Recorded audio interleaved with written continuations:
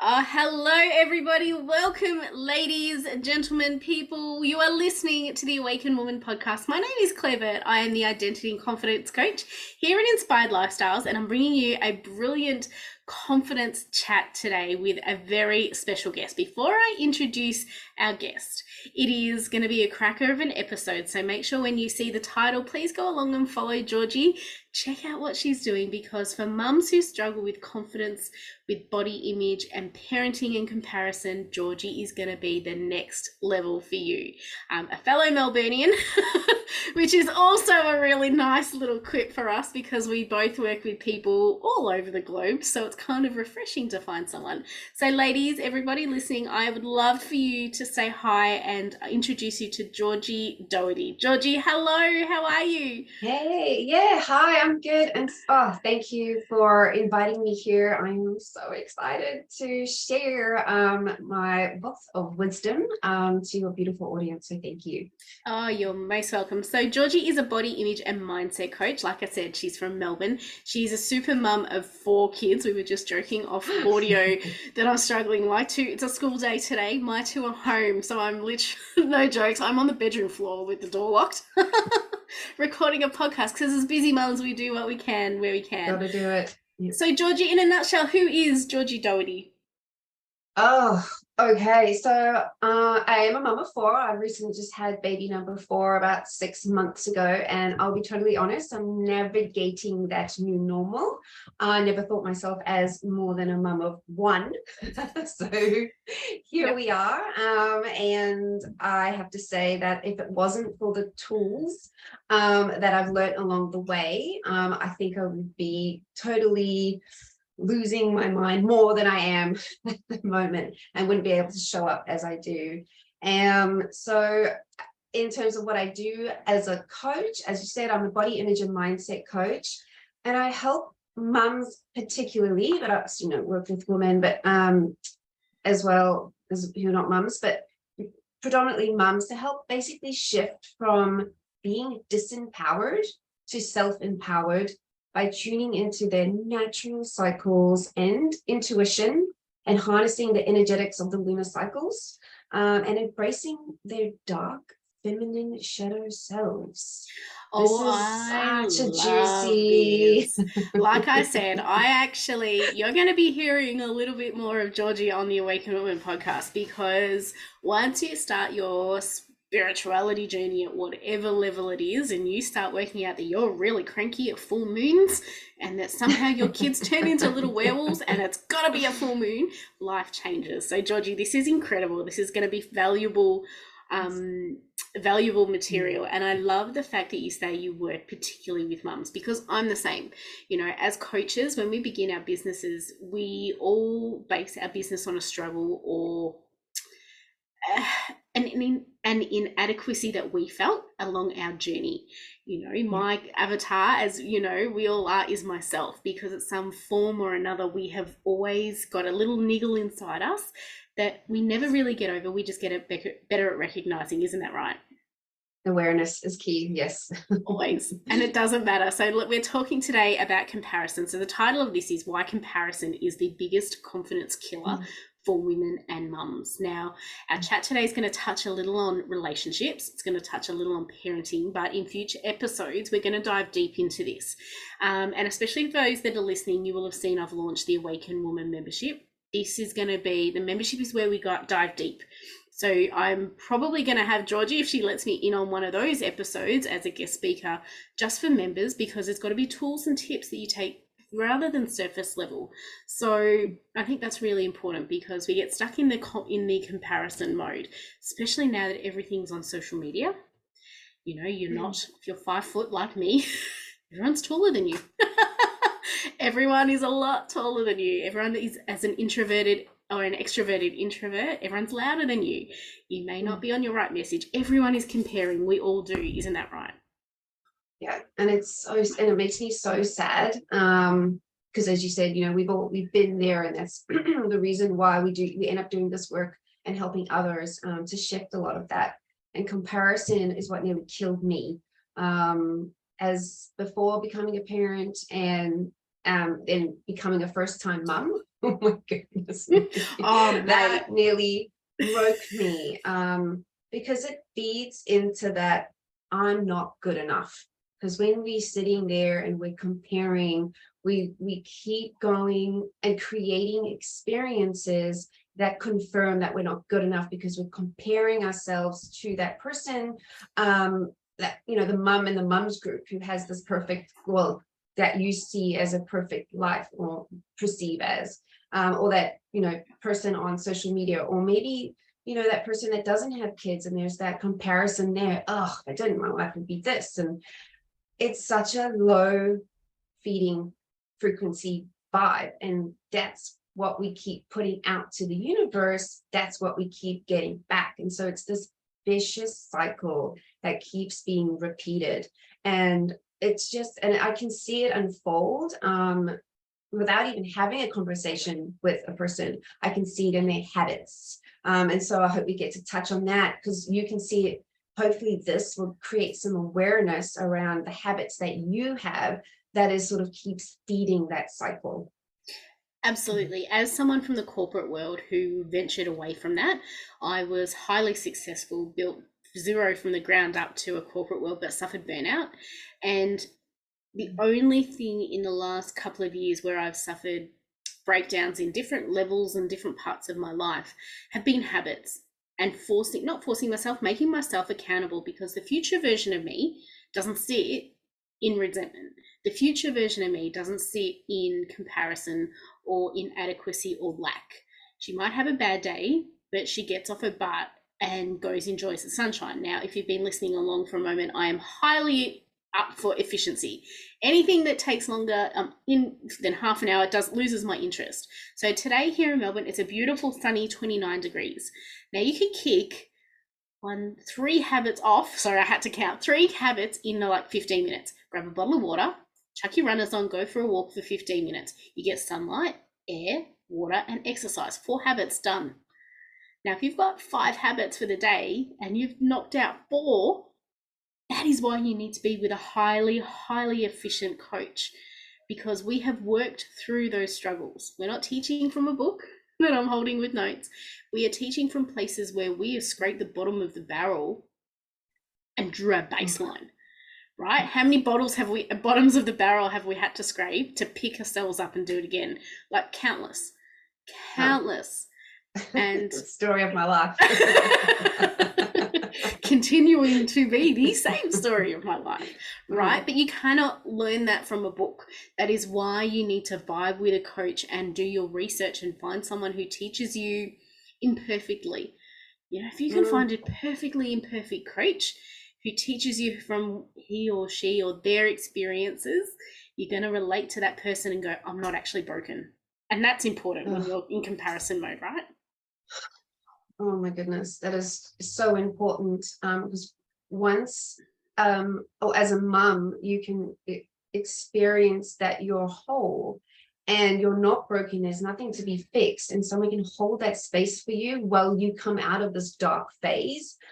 I mean, it's a game changer. It is that ripple effect, because then you're showing your children that it's okay to be in those dark phases, and it's okay to choose healthier ways to be in that phase, and that it is a phase and we will get through it, and it goes in cycles. And the more we understand that and lead by example, the more our children will naturally be doing the same thing. And I love that ripple effect. Yeah, it's amazing. And I'm a mum of boys, so I am more passionate that I'm raising 2 emotionally intelligent young men.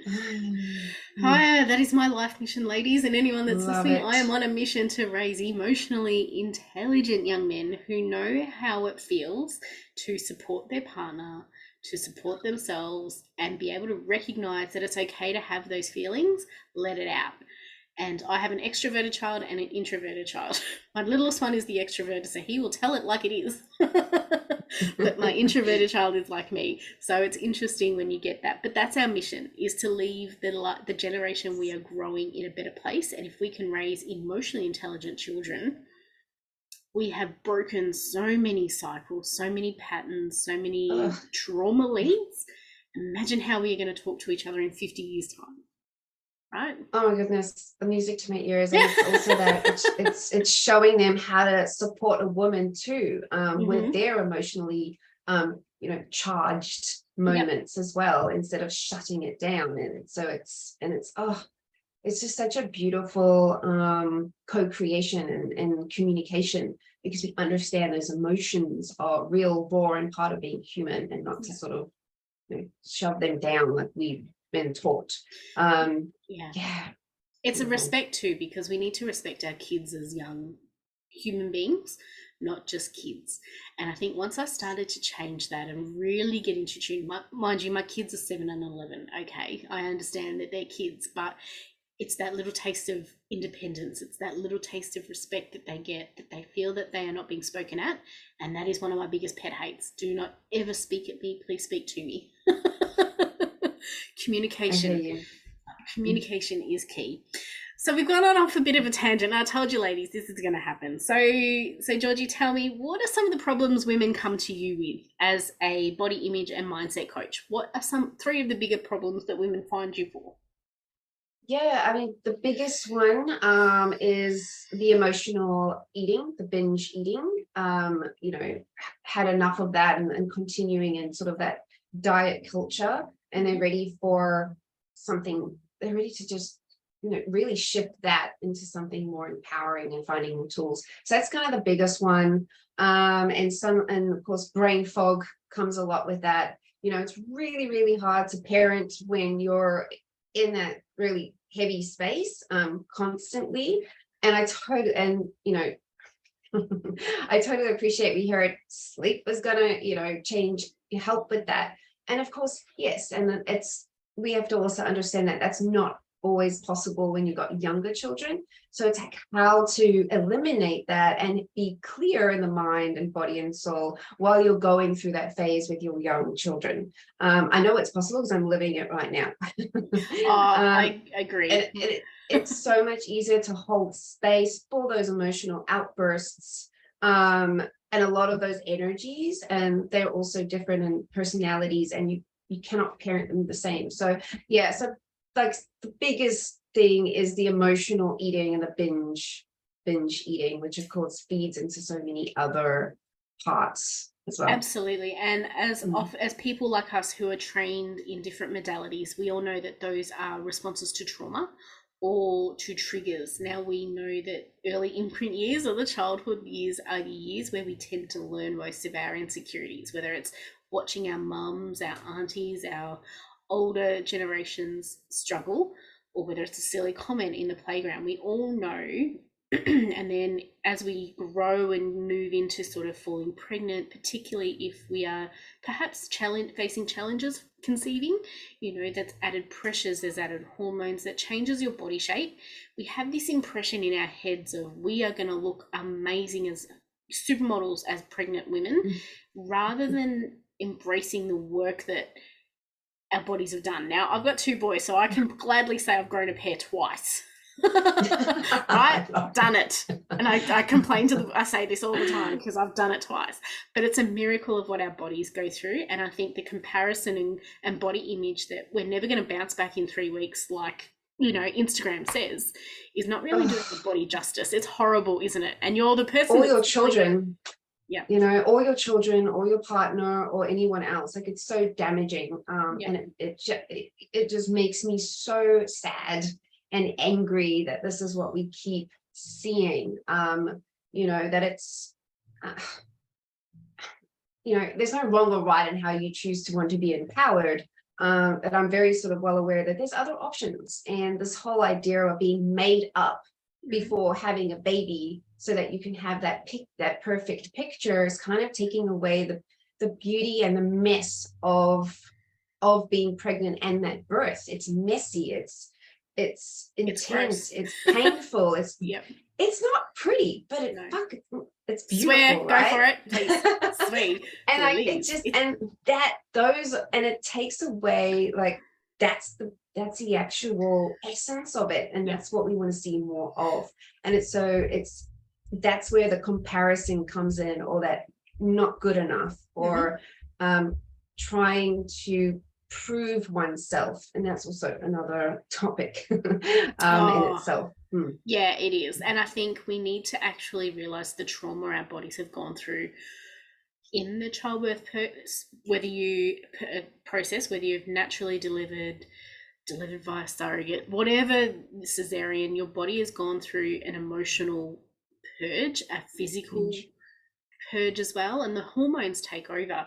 And I think if you're sitting, like, the first thing I couldn't wait to do after I had my babies was eat all of the foods I wasn't allowed to eat. So I wanted all of the antipasto platters. I wanted all of the sushi platters delivered because they were the things I couldn't eat that I really, really loved. And that was what it was important. It was never about having the green shakes to lose the 6 or 7 kilos that made me feel like that. It was all about just indulge because it'll somehow work out. I'll always have time to go to the gym to move a bit better once I've recovered. But I feel that so many women don't have that confidence and belief in themselves. Not so much confidence, to believe in themselves that what they are doing, they are on the right track for them. And it takes time, and it's a process, and having that knowing or awareness that your body needs to have that fat because you're going to be sleep deprived in those first, year even of having a baby. And recovery doesn't take 3 months. Recovery is ongoing, and it's not just a physical recovery, it's a mental, it's a spiritual and emotional recovery. And the more support we have, the better. But it's also, there's never enough support. No, there's not. And so it's turning inwards and having that focus and loving yourself, that fat that your body has is energy that your body needs through this process, and taking that focus away on that recovery and healing and putting onto, oh, I've got to get it back into shape, oh, I've got to look the certain way, oh, I've got to eat these foods. It's then putting back into that depression. Yeah, it is. And it's that inadequacy. It's that I'm not good enough, I shouldn't be, I can't. Comparing, I can't eat that because this person, even in parenting styles and support styles, you mentioned it, we all need support.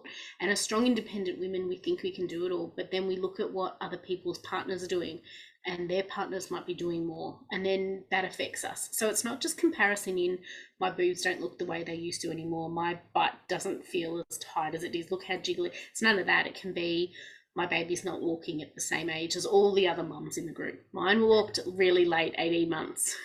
Mine wasn't on textbook, but there were kids, and you feel like as a first-time mum, there's something that you're not doing. Someone else's partner might be doing more than you. Well, that's not fair. Why is my partner not doing the same? So we constantly live in this comparison of, I can't afford that, or I don't want that, or this one's got this one, or I didn't get a chance to go for a walk today, I must be a bad mum. It's that mindset that we feel we are constantly chasing something that we are never going to have because we've set the bar to be perfect. And it can't be perfect because we don't know how we're going to feel in 5 minutes. Exactly. We can't control what the kid's going to feel like in an hour. Did they finish their whole bottle? Did they finish their feed? Did they want to go for a walk? Have they got a burp stuck? It's that I've checked everything off and the kid's still not happy. We must be something wrong with us because we're not good enough. And that's the part that really, in terms of comparison as for new mums, is really difficult, because then they come along to problems like you were just sharing, and our habits go out of the window. We don't drink our water. We don't go out and take the baby for a walk in the sun and the air that they need.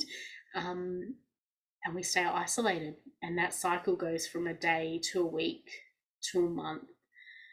And then the wheels start falling off, right? Yes. And it's an interesting, because I've just come out of, well, I'm still in it, I guess. But I've, just had my little one and had the opportunity to experience being pregnant again for the 4th time, last time. And then of course, birthing and postnatal. So I had got the opportunity to experience it again and do it differently.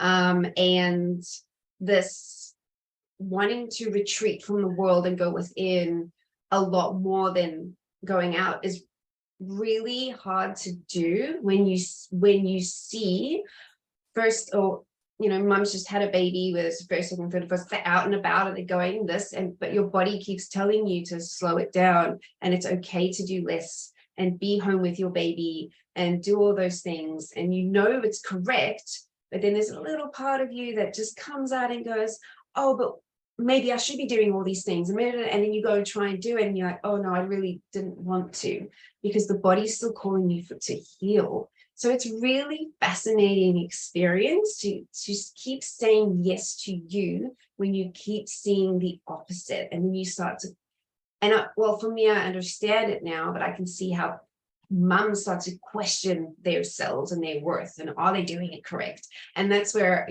having that coach that gets it and can really hold that space for you so that you can be empowered to choose and feel confident in your choice to go, you know what? I want to stay home more and just be with my baby here and invite people over, and like that feels good to me. And I want to say no to going out and about with my family's parents or friends, or like I just want to, and it's that holding that space of being confident in that, knowing that that's what I want. It's very interesting that I picked up and knowing what you want because I'm a massive advocate for knowing what you don't want and knowing where you don't want to be. I'm a massive advocate because I don't know what I want to be when I grow up. I want to be a mermaid and have a flying unicorn because I don't know what next few stages are going to be. Okay, but I know where, but I know where I don't want to be. I don't want to be the Claire from 4 years ago. I don't want to be the Claire last year. And I know who I don't want to be with. And it's around the toxic people that continually push you to say, come on, just go. You'll feel better. No, I feel better here. And I love what you just said. It's having that bravery of being able to stay home, the confidence and the choice to say, no, I think I'm okay here, but you can come to me. And I love that. And I wish more women had that. Oh, I've been the person, and the only person that is helpful to compare is the older version of you. Mm-hmm. And so I take a trip down memory lane and be like, what was it like with my first? And oh my goodness, like I got on a plane with her at 4 months on my own and went to South Africa when I lived in London, and stayed there for a few weeks, and then a few months later went to Cyprus with her, and then and that was and I was back teaching swimming. I owned a swim school when I had her, back teaching swimming 2 weeks after I had her. No. So I'm comparing myself to that. I'm like, oh, and I just want to hold her and go, it's okay to rest. It's okay to take time out. It's okay to not have to go anywhere. And so and I just remember feeling very like very just on all the time, like tension, like go, go, go, go, go. I had to prove that I can do everything. I can prove that I can still do my business and be a mom and be a great wife and great friends and be out and about. And what happened? Boom. It all came crashing down. Yeah. Complete and utter emotional burnout, overwhelm. Needed to change my life. Like it just was like, what? And so now as I fast forward, 9 years later, and it's such a different experience, I feel calmer within myself, and it's more slower within me, and I'm okay to just take a stroll with my baby. I don't need to fast walking. It's just, oh my goodness, it is so freeing. Comparing myself to my previous self, my younger self, my first, it is such an incredible feeling. I want more mums to experience this now. It's just beautiful. It is, and it's that bravery and confidence within yourself that it's okay if I don't want to run around like a headless chicken. It's okay if I want to sit and watch Netflix at 2:00. But it's the feeling that we have to be it's the hats. We all have to wear every single hat at the same time. We have to be the mum, we have to be the wife, we have to be the chef, we have to be the cook, we have to be the cleaner. You've got to get to a point where what is acceptable for you to feel healthy? Is it what's more important, a spotless house that you could eat off the floor, or comfort on the couch and everyone's calm? Now, there's no secret. My house is not spotlessly clean. I'm a mum of 2 boys and a husband. It's never, and a dog. But it feels cozy, and we are calm at 8 o'clock on the couch, all of us, every night. I will take that moment over a spotless house any day of the week. Okay, and that's what's important. What vibe are you creating? Are you creating a vibe where you can't make a mess and people want everything in a place? Or again, are you going to be perfectly perfect, messy, fun, stepping into that feminine energy that, spiritual women we feel into? The masculine energy is going to tell you need to mop the floors. You've got a dish in the sink. Someone's going to come over, surprise you, and judge you for being messy. It's that process, that heaviness, that do. The feminine energy is the one that's going to say, yeah, but we need to rest. Yeah, but we could have a cuddle on the couch. But it can wait. And you can't learn that lesson with your first kid. You only learn that lesson 4 kids in, or 2 and 5 years later. But it's important. And I hope that I can get this message across more and more. So for women that are, thinking about having children and having their first, they can have a different experience now. They don't have to go through all of that. They can learn how to be empowered now, and it can start from being, oh my goodness, from being pregnant. From that moment you're pregnant, that's where that disempowerment comes, right? You're already being told how to be pregnant and how to birth your baby. And from the moment you're pregnant, your intuition is super high, and your body's telling you what you want, what you desire, what you need, what you crave, and you're ignoring it because you're being told something else. You've got all this noise that's happening from other authorities, and you are the authority. Man, you are the authority, and you have the final say. And if you can really embrace that from the beginning and understand that and work with it from the time you're pregnant, oh my goodness, what a different experience you're going to have as a mother, because you're creating that habit already and understanding the power of your voice, the power of your intuition, and that you have the final say. Absolutely. Absolutely. Full stop, period. And let me reiterate something that Georgie has said. Habit. I hope everyone has picked up that there is a key word in all of our conversation today, and that's habit. Now, habit is not going to the gym, having a smoothie, and walking 65 million steps a day. Habits are like that. Amen. Do nothing for your mental health. They do, in a sense. They may make you feel good. A habit is something that makes you feel good and pushes you away from the person that is struggling. The habit is something that is pushing you away from your bottom of the barrel. So please, whether it's journaling, whether it's listening to amazing music, it doesn't have to be personal development. It's stuff that makes you feel good. Okay, telling people you love them, hugging people, finding love languages. Oh my gosh, love languages. We're going to get into this one day too, because relationships and love languages. Women who are feeling stuck and unheard in relationships, we're going to have a real big case study on this. Georgie and I are going to go dive deep into this because it's a game changer. But habits are stuff that you do every day to make you feel good, that projects you from your place of struggle on one side of the bridge to the place where you feel free. That is what a habit should do. If you are grinding for your habits, they are wrong. If you are forcing for your habits, tick it off the list, it's wrong. It's not correct. It's not okay. It's not. Have my smoothie, do this, make the bed, and then you have to tick it off. You can feel it's robotic. It's a zombie. It's just going. There's no feeling. There's no emotion. That's the feminine side of you that's just screaming to come out. Yep, it is. And it's just wanting to say, I love you. A habit should be, have you told yourself you love yourself today? Not in a wankery way either. That is one of the hardest ones.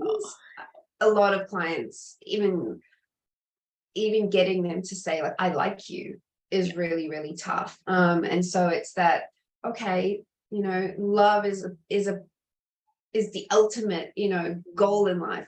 That's what we want as humans, to feel loved, safe, and belonging. And so, but we keep searching for that externally. We keep searching it with from other people to make us feel those things. Yes, of course, it's important when you're in a relationship. It's important to have those foundations. However, it's got to start with you, that feeling of feeling safe, love, and belonging. And yes, standing in front of the mirror and looking at yourself and saying, I love you, and actually meaning it is one of the most toughest things I've had with my clients, to really get them to mean it. And when they say it and actually mean it, it's just something open inside of them. And it's heartbreaking, because It's there's like so the much little sadness girl. in there. It's like a little girl is holding on to these bars, and once that moment happens, it's like she's breaking free. And the emotional release, I know I've had to do that a few times over the course, to really help myself. And it is one of the most self-aware projects that you will ever take, because you're also showing people how to love you, how to treat you, how to speak to you.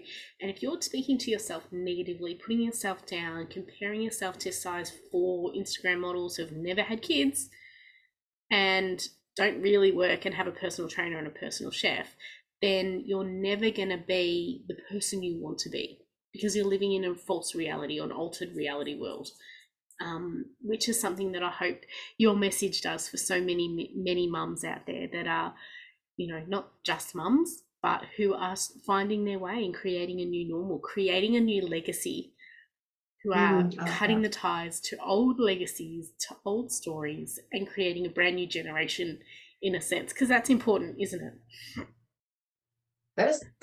Isn't that what our mission is? That's our purpose and mission, to Yeah. change those generational beliefs that we all hold in us.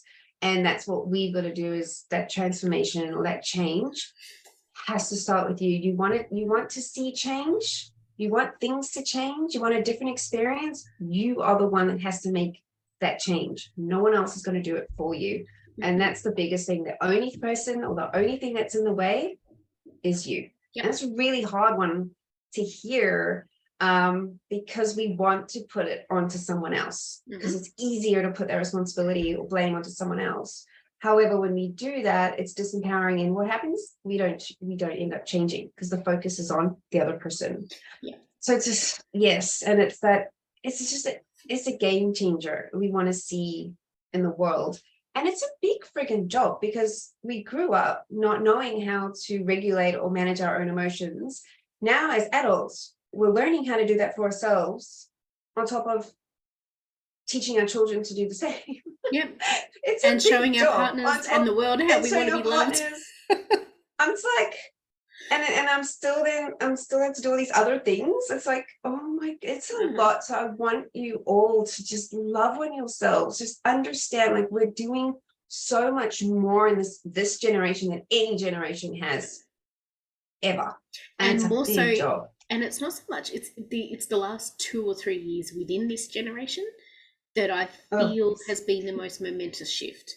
To really, the art of slowing down and resting for a woman is one of the most underrated life skills you will ever need to do. For you to have the courage and the confidence to say, no, I'm prioritizing me and I'm not doing that, without an excuse and a reason, full stop, is one of the most justifying it. Yeah, one of the most powerful life skills that everyone should teach, whether you're a man or woman or whoever you identify as. It is simply a skill that everybody should have, knowing when to rest, because the push creates unnecessary stress, overwhelm, which breeds resentment and communication breakdown in relationships. And that is where the beginning of the end starts, because once you start into that spiral, I've been there. Good luck. It takes a long time and a lot of bloody work to get out of that cycle. A lot of work. And that's where a lot of that emotional eating and binge eating comes in. You got to find some comfort somewhere. You got to find something to just calm you down and relax you and feel loved and wanted, and that's what the food is doing in that moment. And then, of course, it spirals into guilt, because what you wanted in the first place was rest, but you felt guilty for wanting to rest because and your then mum you add didn't shame rest. As an emotion in there too, mate. Shame is like tilting those scales into like the never-ending bucket, right? How powerful do you find accountability groups for women? as a coach, we know, I've got my own, you have yours, the power that the transformations that happen within those groups, life-changing. Oh, that's what it's about. I mean, that's what makes the change. You can go to a therapist or doctor, a nutritionist, and have that session, and it's great.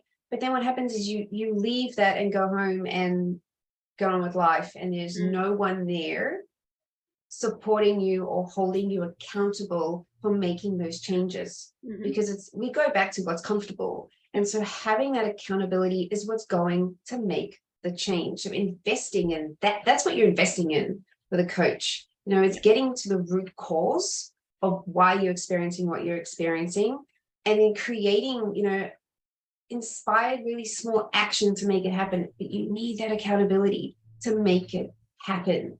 So it's a little bit of like hand holding, but it's like at the same time, it's allowing you to have the space to make those mistakes and feel safe in making them, because that's where you learn and go, oh, so that's what happens when I eat that. And oh, I get it now. And it's just creating that awareness to make those changes. So yes, accountability is key. Is key. With the right person. With the right person. And it's going to take you a little while to find your person. We live in a social media world that everything can be glammed up in a filter on an ad or a little Instagram post, but it's the person that speaks the language, because ideally your coach should be helping you transform a behavior.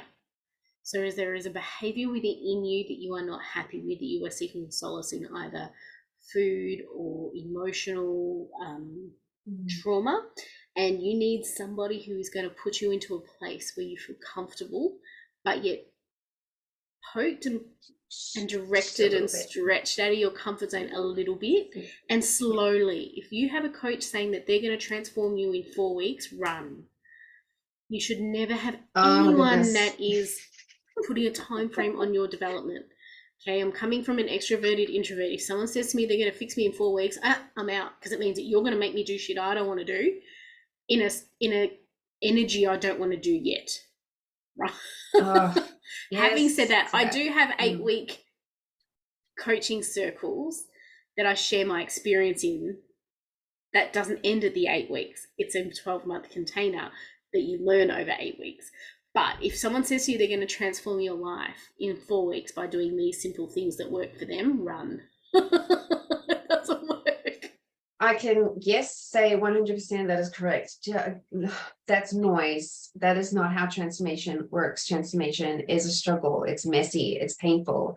And it is coming out of your comfort zone. And it takes time. It's a process. It goes in cycles. You are a living, breathing thing. And just like nature goes in cycles, so does your life. And if someone's telling you that you're going to be completely transformed in 4 weeks, is lying. It is, because you need to find someone that you're comfortable enough to cry in front of in your first session. That's what I do with my coaches. If I haven't cried in front of them, they're not my people. Why? Because they haven't created a space for me that somehow lets this little girl out and lets out the pent-up emotion. Okay, if you're not having that in your first couple of sessions with a coach, then they're not the right person for you. They haven't got you. You're not vibing, and that's okay, because there are millions of people that do what Georgie and I do. Yes, there are. But we each do our own unique take on accountability and nurturing within our group, because we are in touch with our feminine energy and we understand nurturing over process and success. Okay, there's 2 different energies and 2 different outcomes, right? Yeah, I love that. And as a direct person, I don't want my clients coming in and expecting that they're going to get a quick result, because it's not a quick result. I'm still a work in progress 41 years later. It's going to be a lifetime journey for me, and everyone should be on a lifetime journey, because at every stage that you grow, there's a new hurdle. You've got to unpack it, relearn it, and jump. And enjoy the process along the way, instead of waiting to be healed, right? Because you'll be waiting a lifetime. And so it's knowing how to appreciate your life as it is while working through that stuff. So it is so vitally important to find that right person that gets it, that really, really, really gets it. And so all that, you see a lot of that noise. It's like looking for something that's got to hold a lot of space. So you want to look for something like 6 months, 12 months, and a lot of coaches in coaching programs, they tell you to sell it like this to get people in. And yes, it works, but who knows what happens on the inside and the outside. You don't hear those pieces. They only pick the parts that people want to hear to get them back in again. And so you want to be looking at a more feminine approach to people running a business, and they'll be honest about the transformation. They'll be really transparent about how much their fees are, the investments, so that there's no surprise. You'll be really honest and transparent about how long that you would be working together, so that there's no surprises, and that you feel safe and wanting to connect straight away before you even say yes, because they get you. So that's kind of what you want to look for in there. Exactly.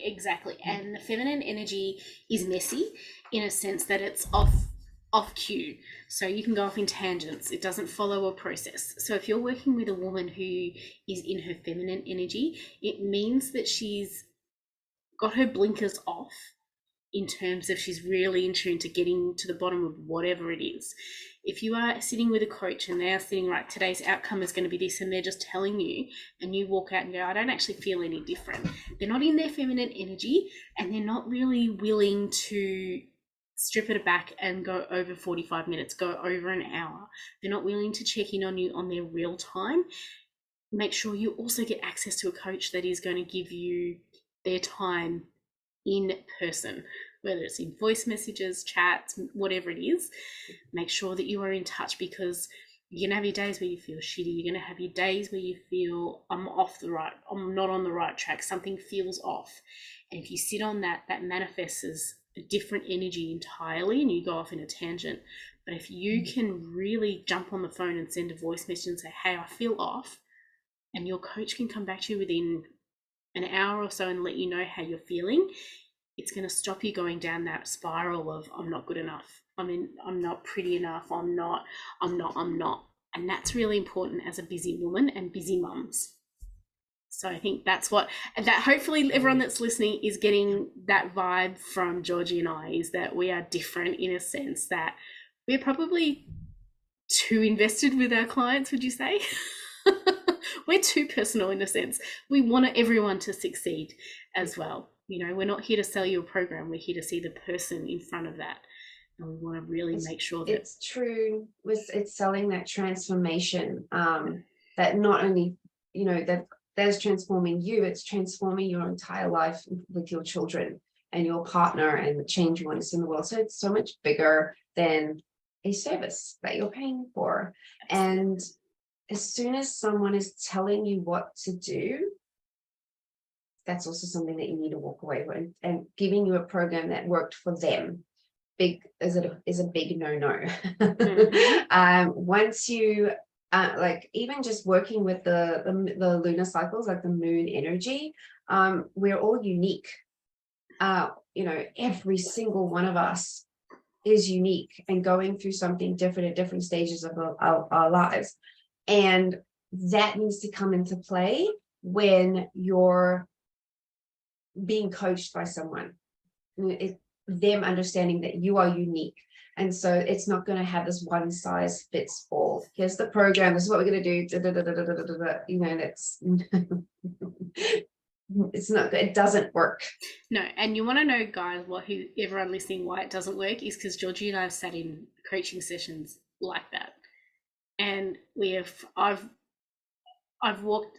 unclicked of so many Zoom meetings where I've joined in. I'm like, this isn't what you guys said you were going to do. I don't really feel it. And I've left, and I never responded. Okay, it's all good for you for coaches to tell you and show you what they're doing, what they're living, what they're experiencing, what they're earning. But are they telling you from their client's point of view of what their clients have had? That's what I want you to know. Okay, Georgie and I are only here. Our mission was to serve one woman in a hope that we served one woman and we left one woman better than when we found her. The bonus is that we've got lots and lots more people behind that one woman. Okay, Georgie and I are not here finding 100 people with a 10% strike rate. We're here for a 100% strike rate with one person. Okay, they're the coaches you need to find because they're the ones that are leading from soul, leading from intuition, leading from feminine energy. They're not going to show up on days where they feel crappy. They're probably going to reschedule and come back when they're feeling high vibe. They're the coaches that you need, right? Because we want to be mentored and we want to look up to people that are comfortable to say, I'm not feeling it today. Can we do something tomorrow? I know I've done that as a coach and my clients have respected that. As all you can hear is, it's so important as a mum to hire a coach. Yeah. It's not a luxury, it's something that is a priority. There is so much going on within us, and having a coach helps us take us out of our head and into our body and have other options and other choices, and help you then to choose what feels good to you, no matter what anyone else is thinking and feeling, because it's about you. And it's so, from wanting to build a business as a mum, or shifting from stay-home mum to wanting to build a business from home, having a coach is going to support all your needs as a woman, as you, and you get to sort of let go of the hats and step into you. So I am Georgie. I am an emotional, charged, passionate person. And I'm like that with my kids, and I'm like that with my partner, and I'm like that with my clients, and I'm like that in the world. And I also like to retreat from the world and be left alone. And I'm like that with every single person. And so I want women to show up as them, and I am my name. And I teach that to my kids. Yes, I'm mum, and I'm Georgie. Like, I am Georgie. Yep. That's my name. Don't use it, but that's my name.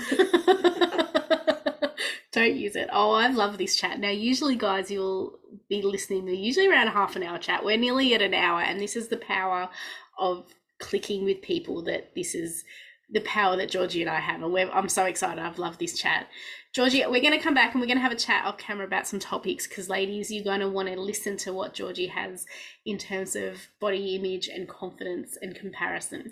But Georgie, what are your top 3 tips for mums who are feeling like they're spiraling into comparison? What can they easily do that doesn't take up a long time to help switch that mindset a little? Let's see. Well, if we go with social media, it's the most, everyone's on it. Is one, if you're scrolling through and you notice that these feelings are coming up of jealousy, judgment, guilt, not good enough, a quick, easy option is to delete that. That's where you're at. If you want to go a step further, sit down with that feeling, write it down, and switch it into something that could be more empowering. Like, how come I'm feeling that way? Is there something missing in my life? Where am I feeling unfulfilled, unsatisfied? How can I be more inspired by this person rather than disempowered and feeling jealous and guilty? Obviously, I want something that they have, and I don't know what it is. So that's, you can take that step further. And then another option, another one that you can use is when you start to feel that comparison, go do something that lights you up. Like you said in the beginning, go outside, and nature is the solution to everything. Interrupt the pattern. Right? Interrupt Just that pattern. Notice it, and it takes courage, because it's so easy to sit in that anger and judgment and resentment, because we're so used to it. That's a pattern, it's a cycle. So recognize it, have awareness, and break free by going outside, seeing something that you appreciate. Notice how the energy shifts from that to feeling more calm and centered. So that's what you're wanting to move two, right? And so switching it, turning it off, takes courage to do that. Feel the feels, then switch it off and go do something that makes you feel good. Mm-hmm.